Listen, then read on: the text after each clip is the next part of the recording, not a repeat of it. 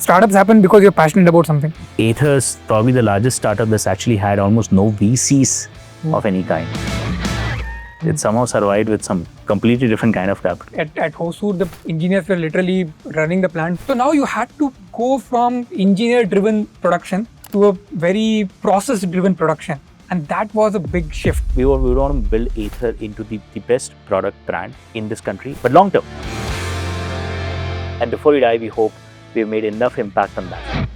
Welcome to another episode of Bharat Journey. Today we bring you the story of a bold Indian startup that dared to dream in the EV two-wheeler space in India long before legacy players.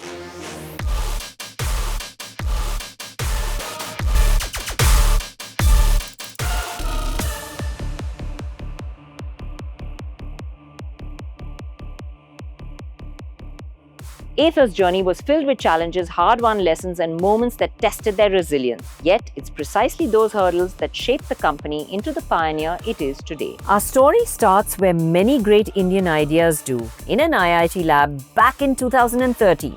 The idea was simple, yet incredibly ambitious. Build a smart, futuristic, and connected electric scooter designed for India by Indians. From day one, they made a decision that they would define their entire journey. Instead of just assembling parts from other countries, they would design and build everything themselves.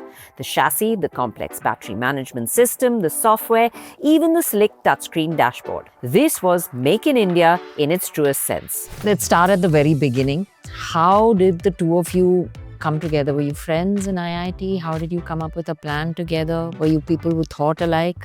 How did it all start? We always had a plan, that's true. So we were classmates in IIT Madras. We were in the same department, we were in the same hostel. So we pretty much knew each other from day one of college. Both of us had two very different journeys sort of converging at the same point. There was a lot of passion towards clean energy. And I was trying to build something, an external combustion engine which could use solar power to generate electricity. And that got me very, very excited because energy in general can create. Something which clicked with both of us is that irrespective of what we build, energy is the space which excites us quite a lot, because as long as humanity is there, we have a need for energy. And that's why the industry can never die. I had started my job, he had started his job, and both of our jobs gave us a lot of free time in our first 6 months while we were still on probation. So the itch to go back to building Ather kind of stayed with us.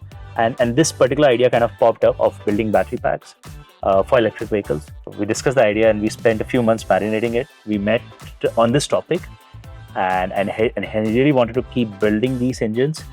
And I was like, oh, then that should really be a business. That should really be a startup. And I think both of us found it exciting. So over the weekends, what I started to do was, and because I was still in Chennai, so IIT Madras was only an hour worth of drive away. So I would just drive every weekend back to campus. There was a college friend who was still doing research in college. So he had access to labs.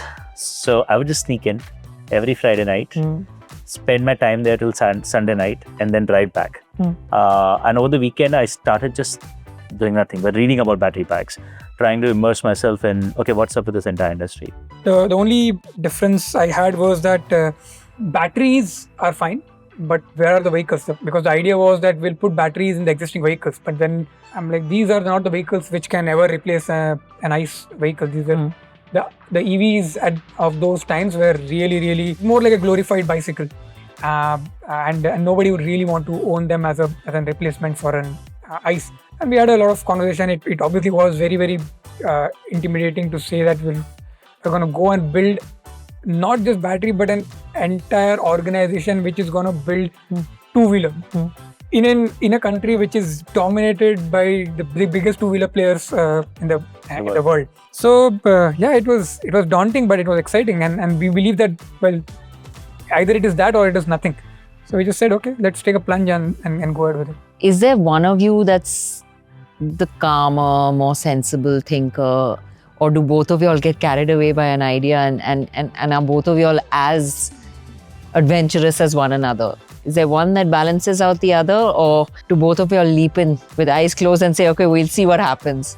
Basically, one of us will always be getting ultra excited and the other person would be the one saying, I'm going to go deep. understand how this all will happen.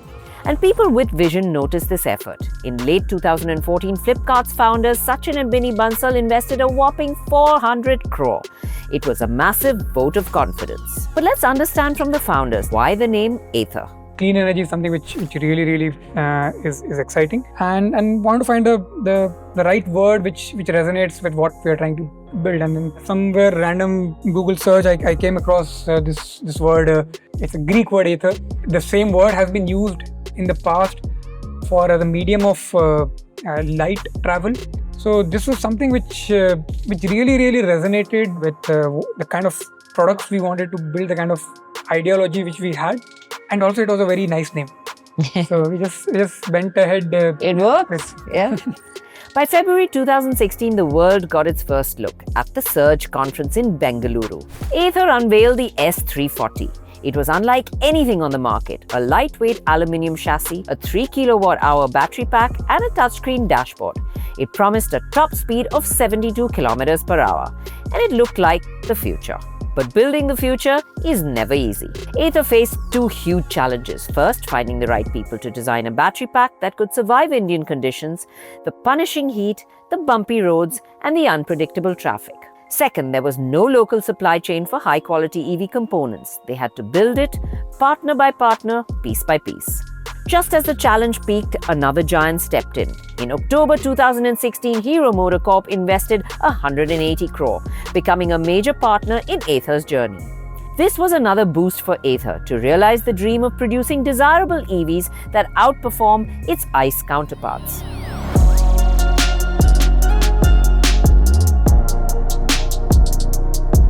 What was the design philosophy and why the focus on more sporty scooters?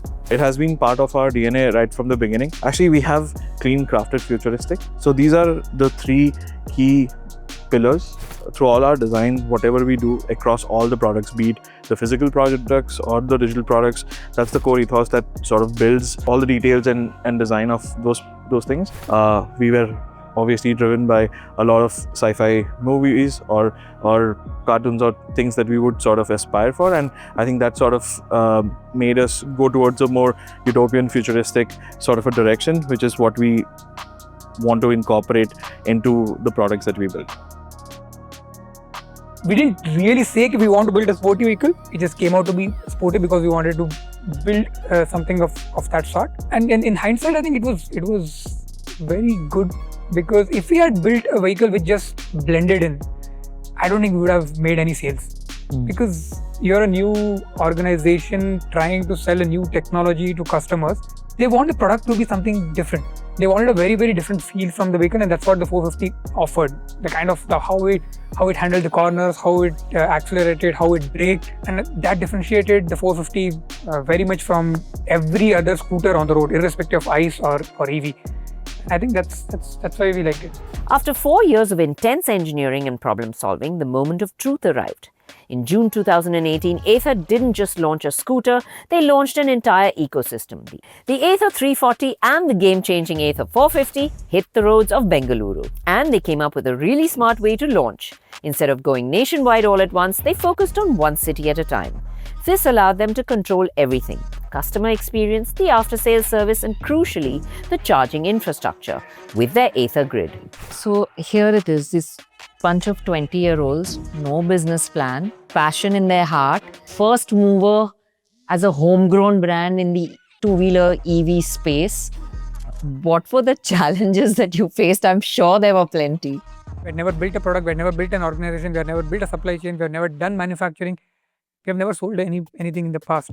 India has not been known to build product grounds up from a clean slate. The first challenge was, where are the people who have done this before? Nobody. What we decided is, we're just gonna have people who are very strong in first principles and just go with them. We also had to get people on board to build those parts. And again, for somebody with an established business to trust a bunch of 20-year-olds that, okay, they're going to build a vehicle and they're going to sell it and they're going to make money out of it with a new technology, was a big leap to take for them. So we had to spend a lot of time with the supply chain team and the tier ones, and then over a period of time establishing the the first set of customers itself. Why as a customer, why would I pay a certain amount of money to a bunch of college grads who have built a vehicle? You have to build a brand itself that gives them the confidence that they can actually own the vehicle.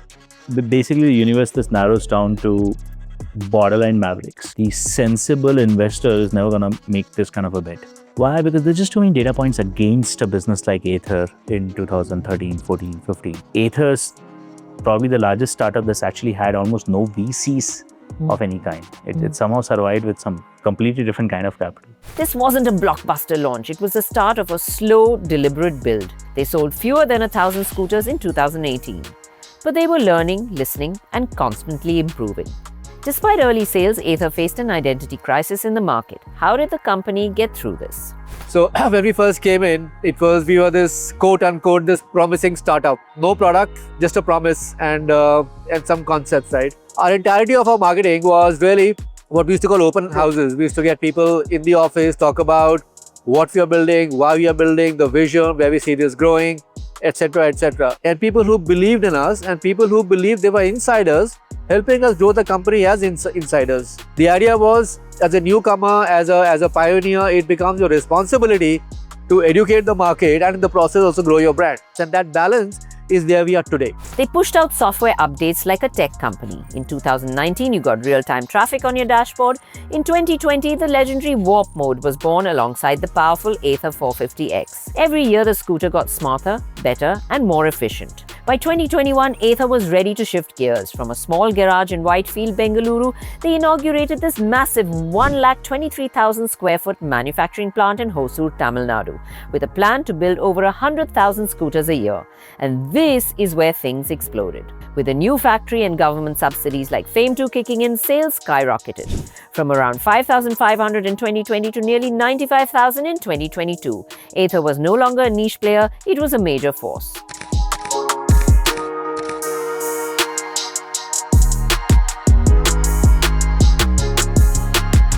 What were the biggest challenges you faced when going from a small Whitefield production to then going mass production? I mean, it's a big scale up.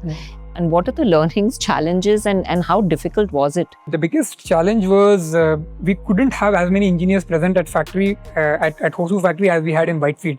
At Hosur, the engineers were literally running the plant. So now you had to go from a very engineer-driven production to a very process-driven production, and that was a big shift. I mean, at one point of time, our manufacturing head had to actually ban engineers from coming to the production floor. As we do this interview, Ather Energy is setting up yet another plant in Chhatrapati Sambhaji Nagar.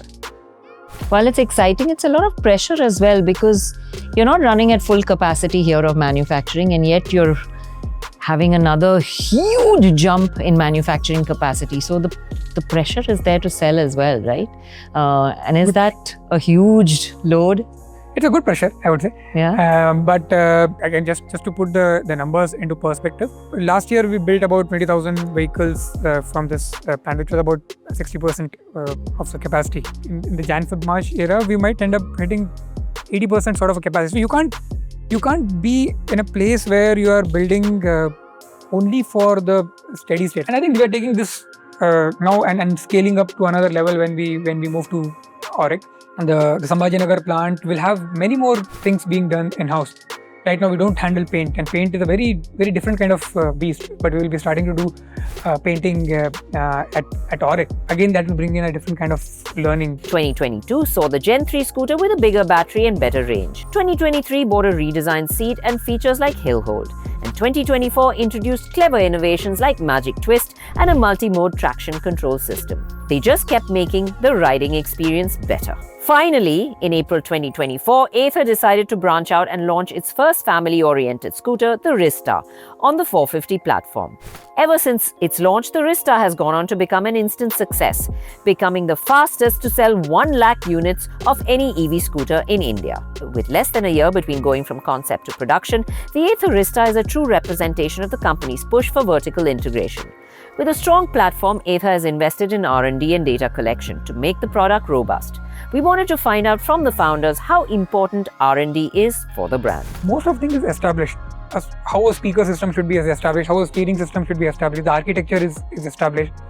So it's only small changes which happen from customer to customer. But when you're building a new technology yourself, or when you're building a product which requires a new technology, the architecture is not stable, the architecture is not defined. And hence your agility is more important than cost efficiency. And that's what the main intent for us was. Agility also brings in cost efficiency, because while a lot of people think that we have been slow, we actually have built 6 generations of products underneath the 450 itself, and that's not very visible to most people. And that kind of a fast iteration of the platform was possible because we controlled everything ourselves. Only when you understand the entire system, today we can say, why is this functionality in BMS? Move it from BMS to motor controller, and you get better cost efficiency, or you get better reliability. Also, you are able to solve problems faster. I think any new technology being built, I think that has to be the mantra. You have to do vertical integration. You don't have to do vertical integration in manufacturing, because you are probably not innovating as much in manufacturing, but you are innovating in design, and hence vertical integration in design is something which you should own. If you're doing innovation in manufacturing, then you should do vertical integration in manufacturing as well. Is that why 50% of your workforce is literally concentrated into R&D? Yes. You believe that is a very important part of the business? It is the most important part for us, because again, EV is a technology play. It is not a manufacturing play. It is not a supply chain play. It is not a brand play. EV is 100% technology play, and hence you have to disproportionately invest in building that kind of a technology which can cause that kind of a disruption. Alongside R&D, the company also focuses on data collection from its 4 lakh scooters that ply the Indian street. But how has this data helped the brand improve its products? So we are one of the largest data banks of understanding product usage. I'll give you one very relevant example right now. So we shipped our previous product, Rizta, without a touch screen.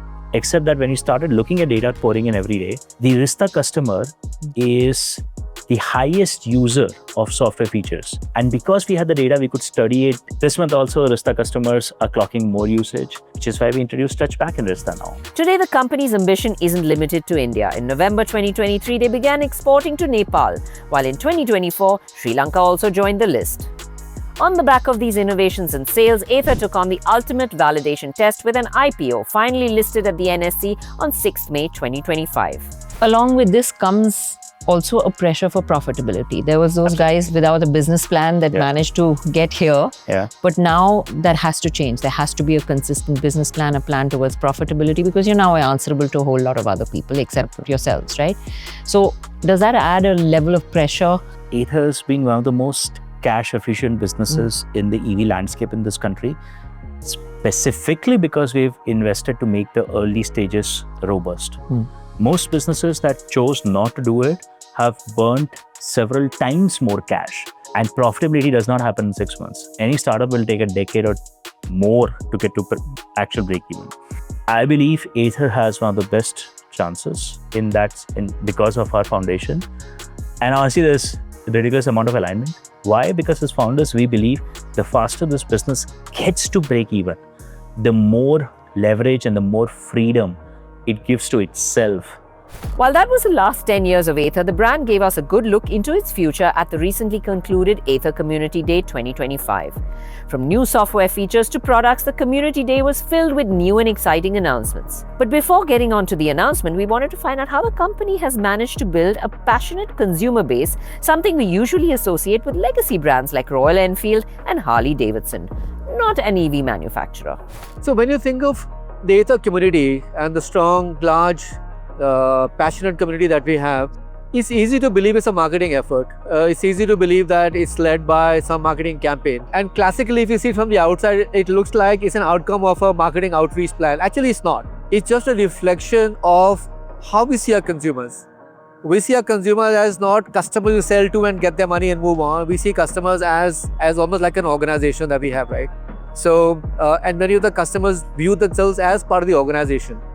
And it's that It's that trust, it's that transparency, it's a need to communicate, it's a need to carry them along, it's a need for us to tell them why we are doing what we are doing, what we are building, and just telling a story, right? At every stage of our journey. That's what builds that bridge with a community. And building a bridge is step one. On the other side is a bunch of people who need to believe in what you're doing, who need to be aligned with our vision, aligned with our worldview of things, aligned with how we approach our business, aligned with how we approach our brand and how we build stuff and all that. And days like these, like Community Day, are really, are days where these two sides come together to create the magic. Some of the key announcements from the ACDC 25 was the new Ather Stack 7, which introduces features like pothole detection, crash detection alert, and a usable version of cruise control on the Ather 450 Apex scooters. We asked Tarun, what was revolutionary about Ather's Infinite Cruise and how is it usable in the city? You see, cars at least have a reason for how they evolved and how they have cruise today. I think two-wheelers got a really bad version of it, because most two-wheelers got the version straight from cars and electric two-wheelers got it directly from the petrol two-wheeler counterparts, which is what makes cruise in a traditional two-wheeler practically impossible to use. Like Apple, we want to make your experience extremely simple, extremely intuitive. There is one button. You press the button, cruise works. You press the button again, cruise will stop working. And it'll just take care of all scenarios itself, without you needing to figure out toggling between different speeds and enable, disable, all that stuff. The headlining announcement from Ather's Community Day 2025 was the introduction of the new low-cost EL platform and the new Redux concept motor scooter. Set to define the future of Ather, the new EL platform will spawn multiple body styles and scooters that will target each individual of a family. We asked Bikash Biswas, the chief design engineer at Ather, about the challenges in designing the new platform. The challenge, of course, is building a platform requires you to think many years ahead, which means that you are thinking of not just products that you're going to launch in the next 2-3 years, but how that product is going to evolve, how subsequent parallel products that will be built on that platform are going to come in, which is going to come at 5, 8, 10 or whatever year time frame, which means you're thinking more than a decade already. So you have to do a lot of anticipation of what you think the market will evolve into. It also requires you to think of bets that you would want to take as Ather as a brand, of what will make you different and unique. So it's a lot of decisions to be made, but I think with all of that done, I think the biggest opportunity it allows us to do is what we spoke about, which is how fast we can then churn out products. We also had to ask Tarun if the new Ather EL platform would be the ticket to the brand going mainstream in India. On low cost, absolutely. Yeah, one of the major advantages with the EL platform is that it uses a lower cost architecture across the board, and that architecture is not coming at the cost of your vehicle experience for most users. So we believe that products built on this platform can offer a better price.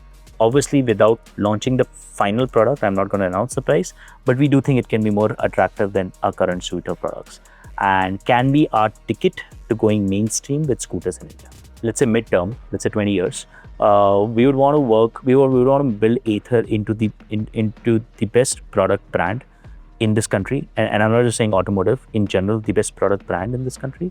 But long term, and that's like before we die, we hope to have made, as founders, some noticeable, measurable, even if little, contribution to reducing the cost of energy.